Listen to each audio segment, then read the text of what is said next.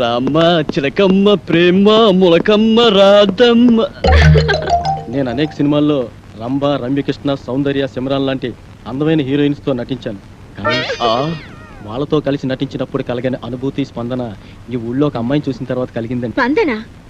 స్పందన అంటే అదే అదే ప్రేమ. ఆ ప్రేమ నామకి ఎలా తెలపాలో తెలియక ఈ లవ్ లెటర్ రాశాను. రాస్తే ఇచ్చేయండి. ఇది మీకు ఇచ్చి నాకా?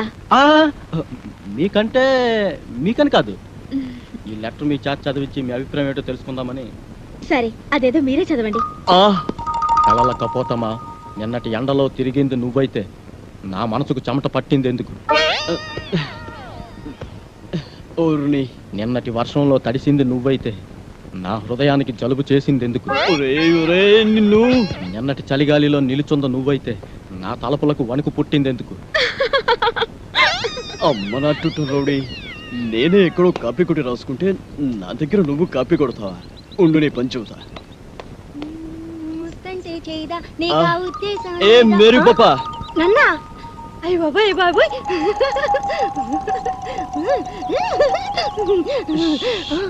వీడు నువ్వు నడి రాత్రి కలవా, నడి సంద్రపు అలవా, నడిసొచ్చిన సెలవ, ఎవరని నేను పిలవను, ఎలా ప్రేమను తెలపను. విన్నావా? లోపల నీకోసం విక్టరీ వెంకటేష్ వీకెండ్ బ్యాటరీలో ఎదురు చూస్తున్నాడు. నిన్ను తెగ ప్రేమించేస్తాడు అనుకో. నిన్నే నీ మీద తనకుండే ప్రేమను ఎలా తెలియజేయాలో తెలియక ఓ బుల్లి లవ్ లెటర్ రాశాడు. అది నీ ముందు చదవడానికి భయపడి కాదు సిగ్గుపడి లోపల డాక్టర్ చదివి వినిపిస్తాడు. నువ్వు వెళ్ళు, నువ్వు వెళ్ళాలంతే, నువ్వు వెళ్ళు.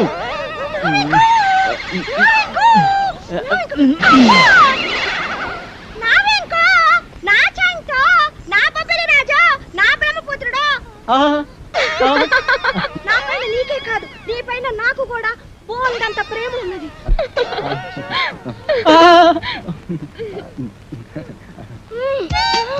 ఇలా వస్తుంది ఏంట్రా బాబు? ఏంటి ఆ చూపేంటే, ఆ షేకింగ్ ఏంటి? అయ్యో అయ్యో అయ్యయ్యో, నీకు ఇదేం పోయి కలవే? అలా చూడద్దే.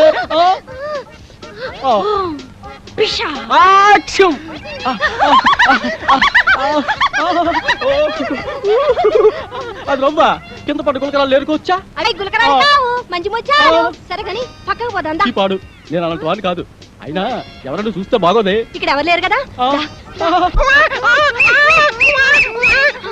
వదలమంటుంటే సూర్యకాంతానికి చెల్లెల్లా, కల్పనారాయికి అక్కలా ఉన్నావు. నా శీలాన్ని దోచుకుని సీమంతం చేసుకోక అత్తో.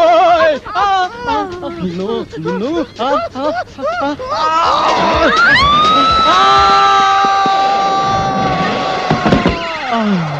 నా ముద్దుల ప్రియుడా, ప్రేమించుకుందాం రా, పెళ్లి చేసుకుందాం రా, కలుసుకుందాం రా. అమ్మమ్మమ్మమ్మమ్మ, అయ్యో అయ్యయ్యయ్యో, అబ్బా, కొండపల్లి రాజాలో పాము వచ్చినట్టు నా వెంకి ఎంత బాగా చేస్తున్నాను. పాము వచ్చినట్టు కాదమ్మా, పాము చచ్చినట్టు. నువ్వు నా పైన పడ్డావంటే రోడ్డు రోలర్ కింద పడ్డా అప్పడంలో తయారైపోద్దమ్మా నా పరిస్థితి. అమ్మమ్మమ్మమ్మ రావద్దమ్మా, అబ్బబ్బబ్బబ్బ రావద్దమ్మా.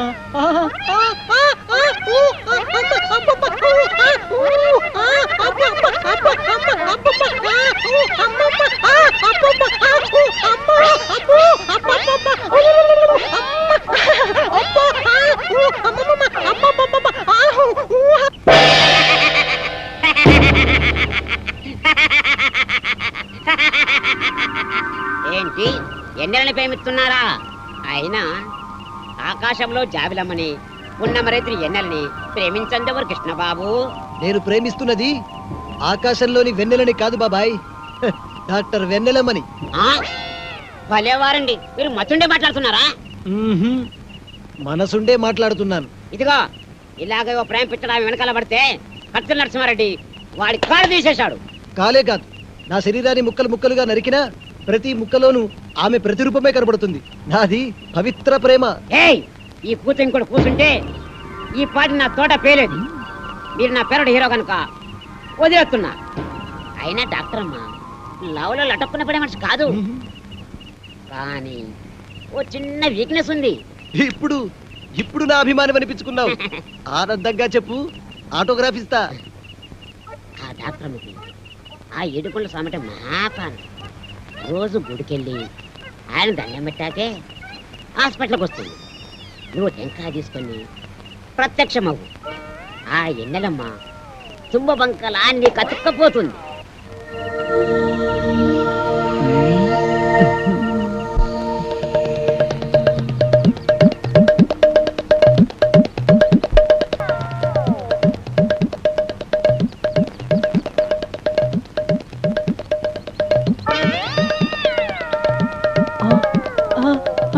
అమ్మనా అన్నమయ్య, దేవుడి సెంటిమెంట్తో కొడతావా?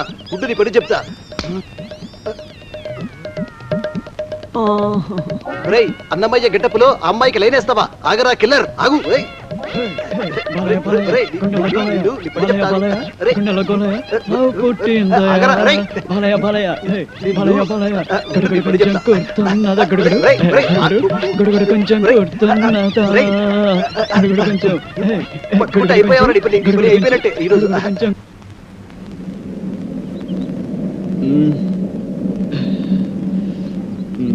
ఒరే బాబులు, మన నలుగురు 4 దిక్కు లాంటి వాళ్ళం.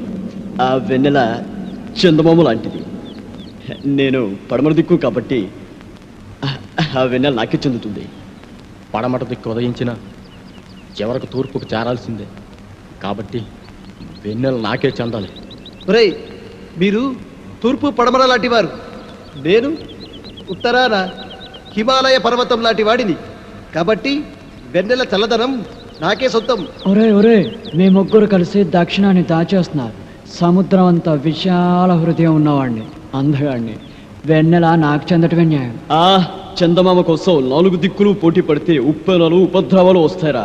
కాబట్టి ఓ పని చేద్దాం, ఓటింగ్ సిస్టమ్ పెడదాం. ఆ అమ్మాయి ఎవరితో డిసైడ్ చేసుకో. ఓటింగ్ సిస్టంలో ఎవరి ఓటు వాళ్లే వేసుకుంటే కథ మళ్ళీ మొదటికే వస్తుంది. అంతెందుకు, నువ్వు మజ్ను సినిమాలో రజనీని త్యాగం చేసినట్టు నువ్వు నా కోసం వెన్నెల త్యాగం చేయరా. నువ్వు నాకు మంచి మిత్రులా మిగిలిపోతావు. నువ్వు ప్రేమ సినిమాలో రేవతిని త్యాగం చేసినట్టుగా వెన్నెలను త్యాగం చేయొచ్చు. ఒరేయ్, నువ్వు ఆరాధన చిత్రంలో సుహాసిని వదిలిపెట్టినట్టు ఈ వెన్నెలని నాకు వదిలిపెట్టావంటే నేను చాలా హ్యాపీ ఫీల్ అవుతారా? మూపగోపాలుడు, ముద్దుల కృష్ణలోలా ఇద్దరుంటే గానీ నీకు నిద్ర పట్టదుగా. ఈ సింగిల్ వెన్నెల్ని నాకు వదిలే బాలయ్య. ఒరే మనం ఉండేది నలుగురం. నాది అంటూ ఒక అమ్మాయి గురించి పోటీ పడే కంటే నిర్ణయాన్ని ఆ అమ్మాయికే వదిలేద్దాం. ఆ అమ్మాయి ఎవరిని ప్రేమిస్తుందో వాడే అదృష్టవంతుడు.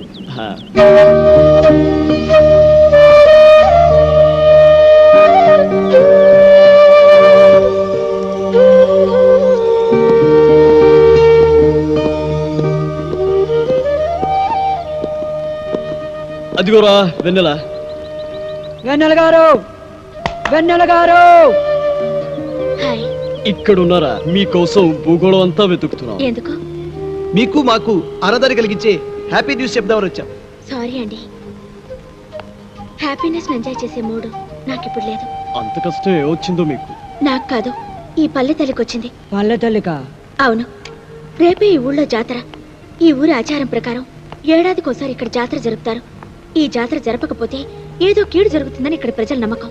కీడు గురించి ఎంత నిజమో కానీ ఇక్కడ కీచక నాయకులకు, వారి అధికార దాహానికి ఈ జాతర ఓ క్రీడాక్షేత్రం అయిపోయింది.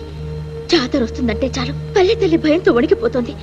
ఎంత రక్తపాతం జరుగుతుందో, ఎన్ని తలలు నేల కొరుకుతాయో, ఎందరు తల్లులా నల్ల పూసలు నేల రాలుతాయో. ఊరందరి గురించి మీరొక్కరే బాధపడ్డం దేనికండి?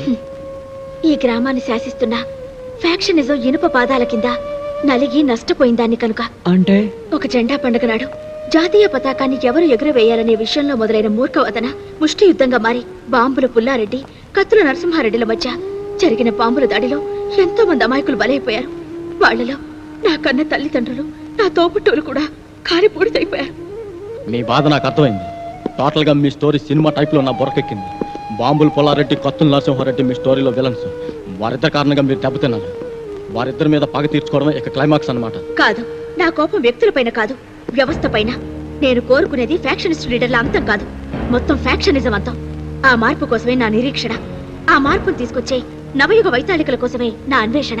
ఆ నవయుగ వైతాళికులు మేమవుతాం. ఫ్యాక్షనిజం అంతం కోసం మేము పోరాడతాం. మేము పోరాడతాం. అవును, పోరాడతాం.